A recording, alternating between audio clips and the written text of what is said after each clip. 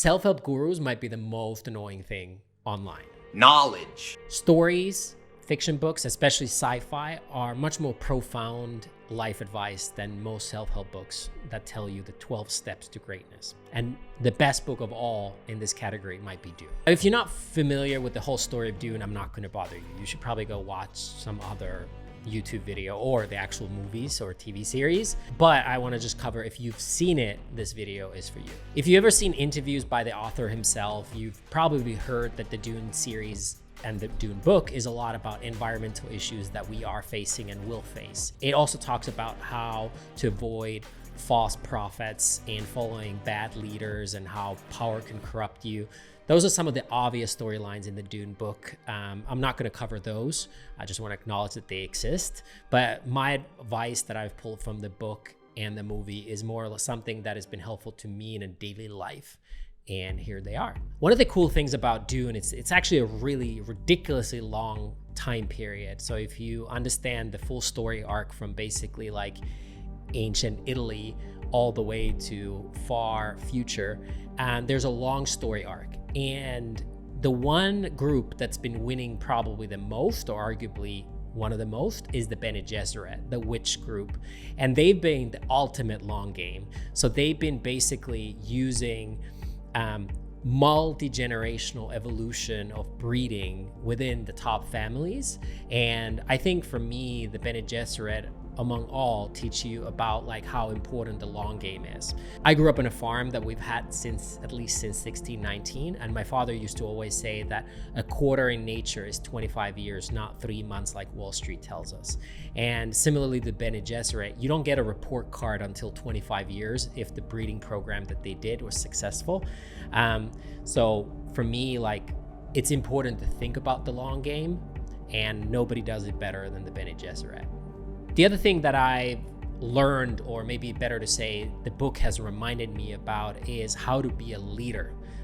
In the book, there's the two main families that the story revolves around, is the Harkonnen and the Atreides. And in a way, they're somewhat similar families with a lot of tradition, but how they lead is completely opposite. The Harkonnen lead with fear and punishment, and the Atreides is a lot about loyalty and coaching. And while short term, the Harkonnen have done better, you could say, over a long time period, the Atreides have succeeded better by building a leadership style and culture along loyalty versus fear. And I think this is also relevant for both families and businesses. The other lesson that I find interesting in the book is how valuable nature connection is. And I have a personal bias because I'm a huge believer in nature connection, but how it came up to me in Dune was that the most feared fighters and soldiers are the Sardaukar, that are the Emperor's kind of like private army, if you may.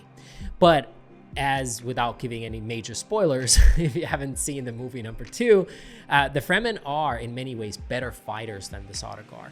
So by being in tough conditions, in harsh nature, they've become better fighters even over these like professional soldiers, if you may. And I think that is very interesting, of like how steel sharpens steel, also with nature even more than training. And having to be served in the Finnish military or defense forces myself, I can say that for sure, harsh conditions and being in connection with nature are some of the best training methods for soldiers, so to say. Another common theme in Dune is one of its most famous quotes is that the fear is a mind killer. I must not fear.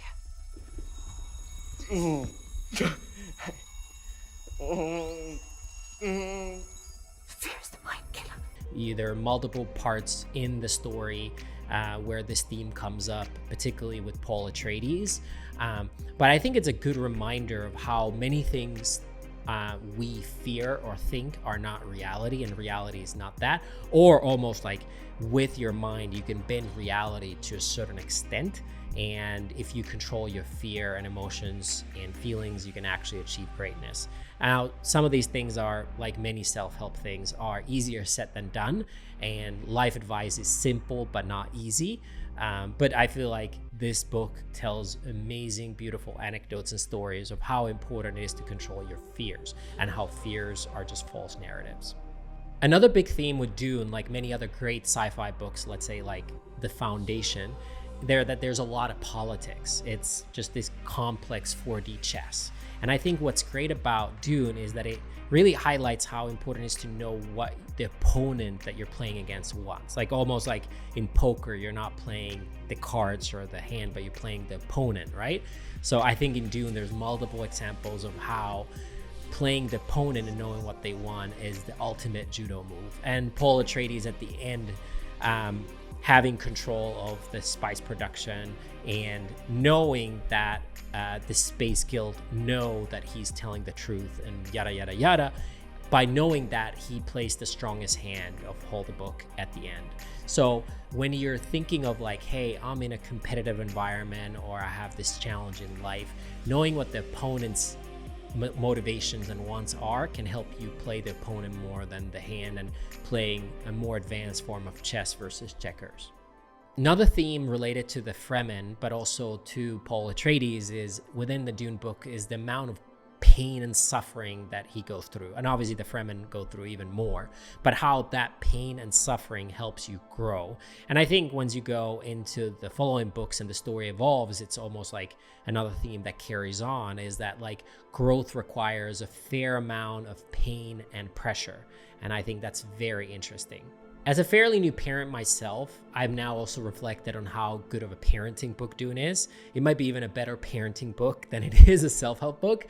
And the main lesson for parenting is from Duke Leto on how telling the truth to Paul, even knowing that it's a challenging truth, how important that is and how that actually kind of plays dividends at the end.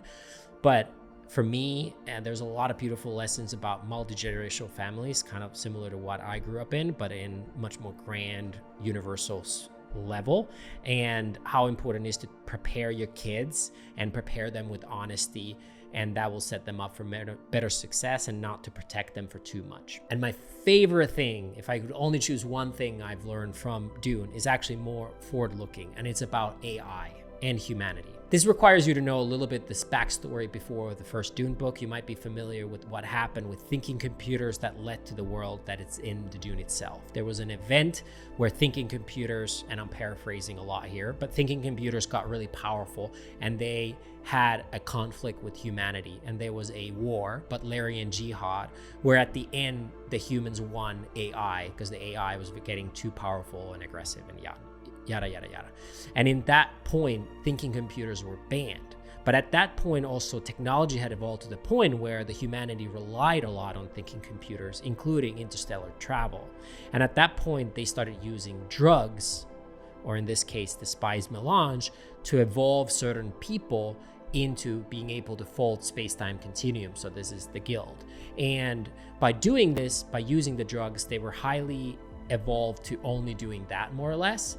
And using drugs, they were able to access different levels of consciousness and intellect and source that others couldn't. But it required further evolution. There's also mentads that are in the book and that are kind of like a human version of a thinking computer, and they could remember and calculate numbers like a computer. So I think it's interesting as we look into the future, both with psychedelics and AI, is that will there be a conflict with AI? I think eventually yes. And we have to have a war, a conflict, maybe not as extreme as the Butlerian jihad, and honestly ban some of these things eventually. We're not there yet, and the technology is not as good enough. And it probably might mean that the human race, the Homo sapiens, might have to divide into few subspecies like many other animal species have, and there will be specialization over that will be evolved generation after generation after generation to complete very specific tasks. What reminds me of one of my favorite quotes actually is that drugs of the future will be computers, and the computers of the future will be drugs. Or you could replace the word drug with a psychedelic. I'll let you think about that for a minute. Anyway, that's my life lessons from Dune. There's so many to draw. If you're a Dune fan or generally enjoy science fiction, leave your comment below of your favorite life lesson for you from Dune or another famous sci-fi book. And if you love this content, you can subscribe, and see you in the next video.